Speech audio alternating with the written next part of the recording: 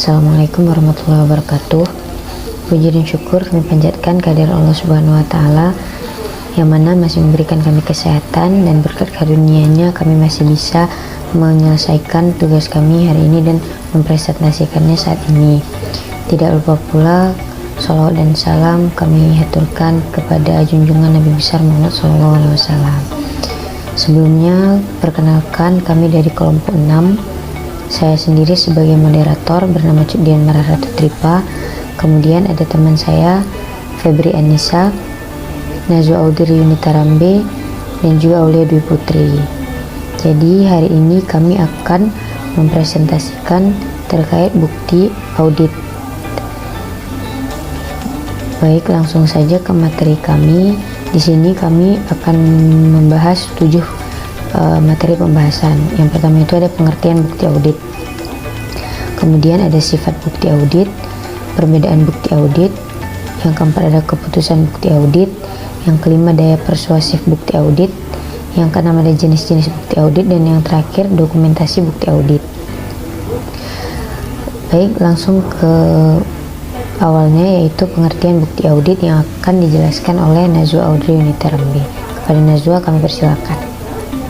Perkenalkan, nama saya Nazwa Audrey Yunita Rambe dengan NPM 24011030301013. Baik, di sini yang pertama saya akan menjelaskan tentang pengertian bukti audit. Bukti audit adalah semua informasi baik berupa data keuangan maupun non-keuangan yang digunakan auditor untuk menilai apakah laporan keuangan sudah disajikan secara wajar sesuai dengan standar.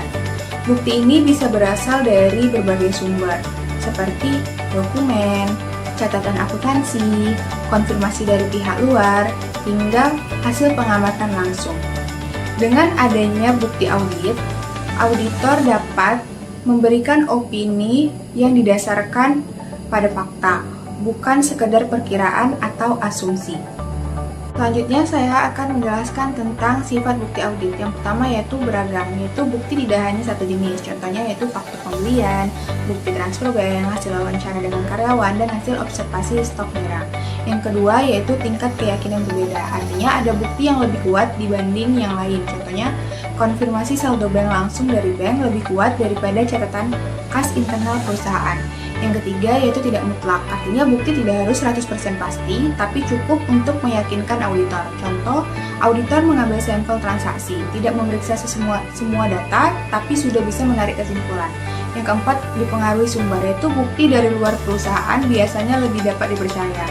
Contoh, konfirmasi piutang dari pelanggan lebih andal daripada catatan piutang dari perusahaan sendiri. Dan yang kelima yaitu relevan dan andal, yaitu bukti harus sesuai dengan tujuan audit dan bisa dipercaya.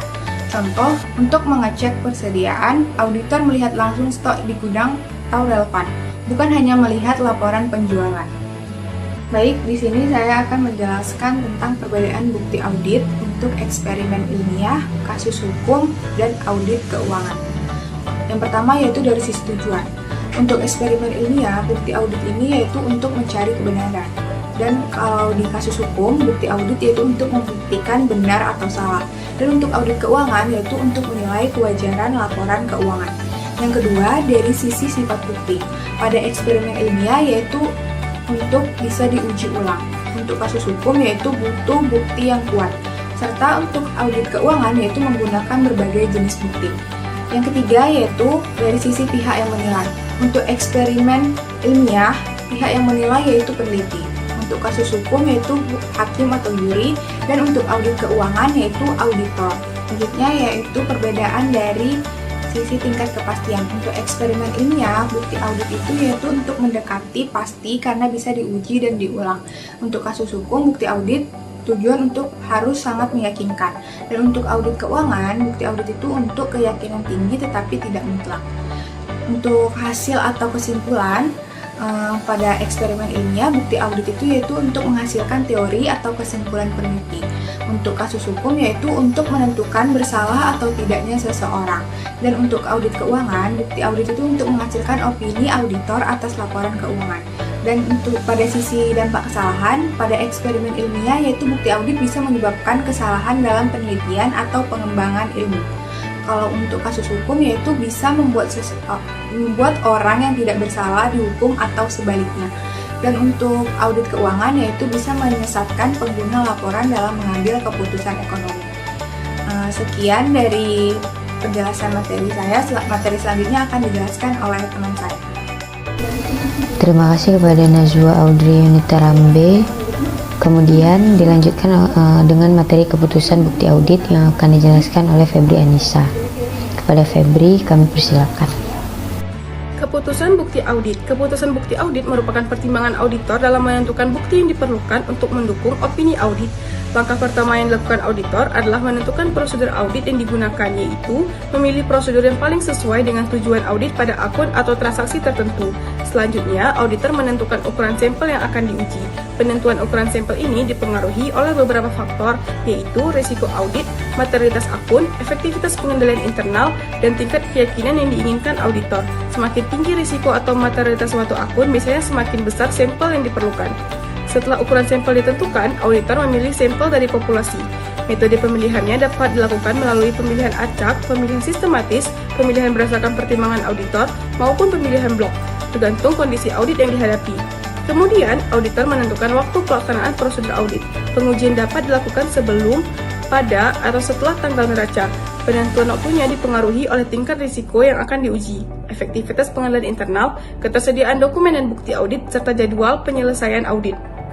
Daya persuasif bukti audit. Daya persuasif bukti audit ditentukan oleh dua unsur utama, yaitu kesesuaian bukti dan kecukupan bukti. Kesesuaian bukti atau appropriateness berkaitan dengan kualitas bukti yang diperoleh. Unsur pertama dalam kesesuaian adalah relevansi bukti. Artinya, bukti harus berhubungan langsung dengan tujuan audit. Bukti yang tidak relevan tidak memiliki nilai persuasif meskipun jumlahnya banyak.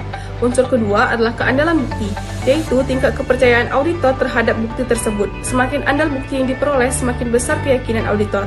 Keandalan bukti dipengaruhi oleh beberapa faktor, yaitu independensi penyedia bukti, efektivitas pengendalian internal, pengetahuan langsung auditor, kualifikasi pihak yang memberikan informasi, objektivitas bukti, dan ketepatan waktu bukti. Selain kesesuaian, auditor juga harus memperhatikan kecukupan bukti audit atau sufisiensi, yaitu jumlah bukti yang harus diperoleh auditor untuk mendukung opini audit. Namun, jumlah bukti yang banyak tidak selalu berarti lebih baik. Kecukupan bukti dipengaruhi oleh tingkat risiko salah saji material, materialitas akun, kualitas bukti yang diperoleh, dan hasil pengujian sebelumnya. Hubungan antara kesesuaian dan kecukupan bukti audit adalah semakin tinggi kualitas bukti audit, maka semakin sedikit jumlah bukti yang diperlukan. Sebaliknya, jika kualitas bukti rendah, auditor memerlukan bukti dalam jumlah lebih banyak. Meski demikian, banyaknya bukti tidak dapat menggantikan buruknya kualitas bukti, karena bukti yang tidak relevan atau tidak andal tetap tidak memiliki nilai persuasif yang memadai. Terima kasih kepada Febri. Materi selanjutnya yaitu jenis-jenis bukti audit yang akan dijelaskan oleh Aulia Dwi Putri. Kepada Aulia, kami persilakan. Perkenalkan, nama saya Aulia Dwi Putri dengan NPM 240110301134. Di sini saya akan melanjutkan pembahasan mengenai jenis-jenis bukti audit beserta kelebihan dan kelemahannya. Dalam proses audit, bukti audit merupakan seluruh informasi yang digunakan auditor untuk menilai apakah laporan keuangan perusahaan telah disajikan secara wajar sesuai standar yang berlaku. Bukti audit sangat penting karena menjadi dasar auditor dalam memberikan opini. Auditor tidak cukup hanya menggunakan satu bukti saja, tetapi harus mengumpulkan beberapa jenis bukti agar keyakinan yang diperoleh cukup dan hasil audit dapat dipercaya. Yang pertama, pemeriksaan fisik atau physical examination.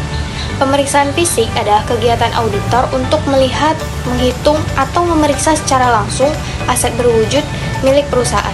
Contohnya seperti kas, persediaan barang dagang, aset tetap, maupun surat berharga. Tujuan utama dari pemeriksaan fisik adalah memastikan bahwa aset tersebut benar-benar ada. Kelebihan dari metode ini adalah tingkat keandalannya sangat tinggi karena auditor melihat langsung objek yang diperiksa sehingga kemungkinan manipulasi lebih kecil. Selain itu, bukti ini bersifat langsung dan objektif. Pemeriksaan fisik juga sangat kuat untuk menguji keberadaan aset. Namun, metode ini juga memiliki kelemahan. Pemeriksaan fisik tidak dapat membuktikan bahwa aset tersebut benar-benar milik perusahaan, karena barang yang ada bisa saja milik pihak lain. Selain itu, auditor juga tidak dapat mengetahui nilai ekonomis aset hanya dengan melihat fisiknya. Pemeriksaan ini juga belum tentu menjamin semua aset sudah tercatat dalam pembukuan. Yang kedua, konfirmasi. Konfirmasi adalah bukti audit berupa jawaban tertulis dari pihak ketiga yang independen atau informasi yang diminta auditor.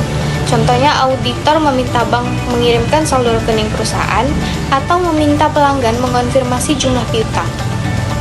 Kelebihan dari konfirmasi adalah bukti ini berasal dari pihak luar sehingga tingkat kepercayaan tinggi. Bukti ini juga dapat mengurangi kemungkinan bias dari manajemen perusahaan. Konfirmasi sangat efektif digunakan untuk akun seperti piutang, utang, dan kas di bank. Sedangkan kelemahannya, proses konfirmasi membutuhkan biaya dan waktu yang relatif lebih besar. Selain itu, pihak ketiga tidak selalu memberikan balasan. Walaupun jarang terjadi, pihak luar juga bisa saja memberikan informasi yang kurang tepat. Yang ketiga, inspeksi. Inspeksi adalah pemeriksaan terhadap dokumen atau catatan milik perusahaan untuk mendukung informasi dalam laporan keuangan. Dokumen yang diperiksa misalnya faktur penjualan, nota pembelian, kontrak kerjasama, atau bukti transaksi lainnya. Kelebihan inspeksi adalah auditor dapat memperoleh bukti tertulis yang mendukung transaksi perusahaan. Jika dokumen berasal dari pihak eksternal, maka tingkat keandalannya cukup tinggi. Selain itu, inspeksi relatif mudah dilakukan karena dokumen biasanya tersedia dalam perusahaan. Namun, kelemahannya adalah dokumen internal lebih lemah karena dibuat sendiri oleh perusahaan. Ada kemungkinan dokumen tidak lengkap atau bahkan dipalsukan. Selain itu, dokumen yang belum tentu membuktikan transaksi benar-benar terjadi sesuai kondisi nyata. Yang keempat, prosedur analitis atau analytical procedure.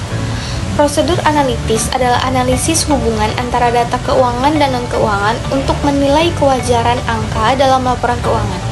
Auditor biasanya membandingkan data tahun ini dengan tahun lalu, membandingkan rasio keuangan, atau membandingkan data perusahaan dengan rata-rata industri. Kelebihan metode ini adalah efisien dan cepat, karena auditor dapat menemukan indikasi masalah tanpa memeriksa seluruh transaksi satu persatu. Prosedur analitis juga sangat membantu dalam menemukan perubahan yang tidak wajar. Selain itu, metode ini bisa digunakan pada tahap perencanaan, pelaksanaan, hingga penyelesaian audit. Kelemahannya adalah prosedur analitis tidak memberikan bukti langsung, melainkan hanya menunjukkan indikasi. Hasilnya juga sangat bergantung pada kualitas data yang digunakan. Jika ditemukan kejanggalan, auditor tetap harus melakukan pemeriksaan lanjutan dengan bukti lainnya. Selanjutnya, pertanyaan dari klien. Jenis bukti ini diperoleh melalui tanya jawab dengan manajemen atau karyawan perusahaan. Auditor biasanya menggunakan metode ini untuk memahami sistem kerja, proses operasional, maupun kebijakan perusahaan. Pertanyaan dapat dilakukan secara lisan maupun tertulis. Kelebihannya adalah metode ini mudah, cepat, dan tidak membutuhkan biaya besar. Auditor juga bisa memperoleh gambaran awal mengenai kondisi perusahaan. Selain itu, metode ini fleksibel dan dapat digunakan dalam berbagai situasi audit. Namun, kelemahannya adalah informasi berasal dari pihak internal, sehingga tingkat keandalannya lebih rendah. Jawaban yang diberikan juga bisa bersifat bias dan cenderung menguntungkan perusahaan. Oleh karena itu, hasil pertanyaan harus didukung dengan bukti lain. 6. Perhitungan ulang atau recalculation. Perhitungan ulang adalah pengecekan ulang perhitungan matematis yang telah dilakukan klien. Auditor dapat menghitung kembali total jurnal, penyusutan aset, atau total harga dikalikan dengan jumlah barang. Kelebihan metode ini adalah auditor dapat memastikan angka yang tercantum sudah benar secara matematis. Karena dilakukan langsung oleh auditor, tingkat kepercayaannya cukup tinggi. Selain itu, metode ini mudah diterapkan terutama pada data angka. Kelemahannya, perhitungan hanya fokus pada ketepatan angka, bukan pada kebenaran transaksi. Jika data awal salah, maka hasil perhitungan tetap salah. Metode ini juga tidak menguji keberadaan maupun kepemilikan aset. Yang ketujuh, ada pertunjukan ulang atau re-performance. Re-performance adalah auditor mengulang kembali prosedur atau pengendalian yang sebelumnya dilakukan perusahaan. Tujuannya untuk memastikan apakah proses tersebut berjalan dengan baik dan menghasilkan hasil yang sama. Contohnya, auditor mengulang analisis umur piutang. Kelebihan metode ini adalah tingkat keandalannya tinggi, karena auditor melakukan langsung proses tersebut. Selain itu, re-performance sangat baik untuk menguji efektivitas pengendalian internal perusahaan. Auditor juga memperoleh bukti nyata yang bisa dibandingkan langsung. Kelemahannya adalah metode ini membutuhkan waktu lebih lama, tidak semua prosedur praktis untuk diulang, terutama proses yang kompleks. Selain itu, metode ini hanya terbatas pada prosedur tertentu. Yang terakhir adalah pengamatan atau observation. Pengamatan adalah melihat langsung proses atau aktivitas yang dilakukan perusahaan. Contohnya, auditor mengamati karyawan saat melakukan perhitungan persediaan di gudang. Kelebihannya adalah auditor dapat melihat proses nyata secara langsung sehingga lebih memahami bagaimana sistem berjalan. Bukti ini juga memberikan gambaran visual yang meyakinkan untuk prosedur tertentu. Namun, kelemahannya adalah karyawan bisa saja mengubah perilaku ketika sedang diawasi auditor. Selain itu, pengamatan hanya berlaku pada saat itu saja dan tidak menjamin kondisi yang sama terjadi di waktu lain. Auditor juga tidak mungkin mengamati seluruh aktivitas perusahaan. Dapat disimpulkan bahwa setiap jenis audit memiliki fungsi, kelebihan, dan kelemahan masing-masing. Karena itu, auditor tidak hanya menggunakan satu jenis bukti, melainkan mengombinasikan beberapa jenis bukti agar memperoleh keyakinan yang cukup dan tepat. Dengan bukti yang memadai, auditor dapat memberikan opini audit secara profesional dan dapat dipercaya. Sekian presentasi dari saya kembalikan kepada moderator. Terima kasih pada Aulia Dwi Putri atas penjelasannya. Berikutnya yaitu materi tentang dokumentasi audit yang akan dijelaskan oleh saya sendiri. Jadi dokumentasi audit menurut standar auditing dinyatakan bahwa dokumentasi audit ini adalah catatan prosedur audit yang dilakukan, kemudian bukti audit yang relevan dan kesimpulan yang dicapai oleh auditor. Tujuan dari dokumentasi audit itu sendiri yang pertama itu sebagai dasar perencanaan audit, kemudian sebagai data untuk menentukan jenis laporan audit yang tepat, dan yang terakhir itu landasan untuk peninjauan oleh supervisor dan mitra. Isi di dalam berkas audit itu terdiri atas berkas permanen dan berkas tahun berjalan. Selanjutnya yaitu ada berkas permanen, dia itu bersifat historis atau berkelanjutan yang relevan dengan audit saat ini. Isinya itu berupa kutipan atau salinan dokumen perusahaan yang memiliki kepentingan berkelanjutan. Misalnya itu ada anggaran dasar, terus ada peraturan internal, perjanjian obligasi ataupun kontrak. Kemudian ada analisis dari tahun-tahun sebelumnya atas akun-akun yang terus penting bagi auditor. Kemudian ada informasi terkait pemahaman pengendalian internal dan penilaian risiko pengendalian. Dan yang terakhir ada hasil prosedur analitis dari audit tahun-tahun sebelumnya. Kemudian ada juga berkas tahun berjalan. Nah, di berkas tahun berjalan ini tuh hanya berlaku untuk tahun yang berjalan saat ini. Jenis informasi yang disertai itu ada program audit, informasi umum, neraca percobaan kerja, jurnal penyesuaian dan reklasifikasi, dan yang terakhir itu ada jadwal pendukungnya. Nah, untuk karakteristik dokumentasi audit itu ada beberapa karakteristik. Yang pertama itu ada dia harus memiliki identitas yang lengkap. Misalnya ada nama klien, ada periode, ada tanggal, dan lain-lain. Kemudian harus terindeks dan tersusun rapi, jadi mudah dicari dan direview juga. Kemudian ada menunjukkan prosedur audit yang dilakukan, lalu memuat bukti dan hasil pemeriksaan. Kemudian dokumentasi audit ini harus menyajikan kesimpulan itu secara jelas. Dan yang terakhir dia harus cukup detail untuk dipahami oleh auditor lain. Nah, penyusunan dokumentasi yang baik itu dia harus lengkap dan sistematis. Kemudian harus menggunakan referensi silang. Lalu dilengkapi dengan tanda cek dan penjelasannya, dan menunjukkan hubungan antara bukti, prosedur, dan kesimpulannya. Ada juga pengaruh teknologi terhadap bukti audit dan terhadap dokumentasi audit. Yang pertama terhadap bukti audit. Bukti audit itu kini banyak berbentuk digital seperti email, file, dan database, bukan hanya dokumen kertas. Auditor itu dapat mengakses dan menganalisis data lebih cepat serta dalam jumlah yang besar dengan bantuan software. Karena sekarang sistemnya udah digital, jadinya lebih mempermudah untuk para auditor itu menganalisis dan mengakses data tanpa harus ada dokumen kertas. Kemudian yang ketiga itu teknologi memungkinkan penggunaan analisis data otomatis sehingga hasil lebih efisien dan akurat. Jadi karena data yang otomatis, orang yang menggunakan datanya nggak perlu lagi input data satu persatu karena data udah tersinkronisasi melalui sistem. Namun ada risikonya, data tuh bisa aja dimanipulasi ataupun hilang, sehingga auditor tuh harus mastiin lagi keandalan dan keamanannya. Kemudian ada pengaruh teknologi terhadap dokumentasi audit. Nah, di dokumentasi audit ini disimpan secara elektronik. sehingga dia tuh lebih rapi dan mudah dicari karena nggak perlu banyak-banyak kertas. Kemudian penggunaan aplikasi audit itu membantu dalam menyusun, menyimpan, dan mengelola working papers. Jadi kita nggak perlu susah-susah buat nyusun kertas atau nyimpan kertas karena semuanya udah ada di dalam sistem, dalam aplikasi audit tadi. Kemudian dokumen itu dapat diakses kapan aja dan memudahkan proses review oleh atasan. Tapi ada risikonya, risiko keamanan data dan kehilangan file. Jadi sehingga perlu ada pengamanan dan backup. Jadi setiap data itu harus di backup untuk menghindari adanya kemungkinan file hilang. Terima kasih, mungkin itu saja pembahasan dari kelompok kami. Lebih dan kurang kami mohon maaf. Terima kasih atas waktunya dan perhatiannya. Assalamualaikum warahmatullahi wabarakatuh.